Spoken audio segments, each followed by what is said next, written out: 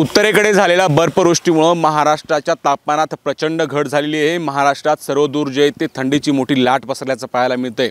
हिंगोली जिल्ह्याचं सुद्धा तापमान मोठ्या प्रमाणात घटलेलं आहे। हिंगोलीचं तापमान 12 ते 13 अंश सेल्सिअस पर्यंत पोहोचल्यामुळे कमालीची थंडी जे ते हिंगोलीकरांना अनुभवायला मिळते। हा काळ जे ते मानवी शरीर त्याचबरोबर पिकांच्या दृष्टीने अत्यंत महत्त्वाचा काळ असतो। त्यामुळे अनेक नागरिक जे ते सकाळी आपल्या शरीराला वेळ देण्याचा प्रयत्न करतायत। सकाळी अनेक नागरिक जे ते रस्त्यावर धावताना पाहायला मिळतायत। मी सध्या हिंगोली शहरातील पालिका कार्यालयासमोर असलेल्या रस्त्यावर आहे। आपण या ठिकाणी बघू शकता अनेक नागरिक जे ते सकाळी या ठिकाणी धावताना चालताना पाहायला मिळत आहेत।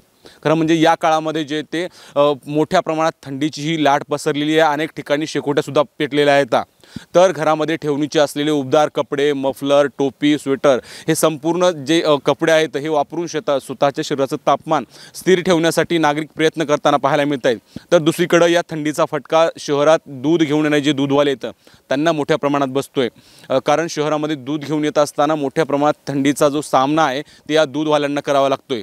त्यामुळे कमालीचा गारठा जो आहे तो हिंगोलीकरांना अनुभवायला मिळतोय। Camera person आकाशसह Madhav Dipke, ABP माझा, हिंगोली।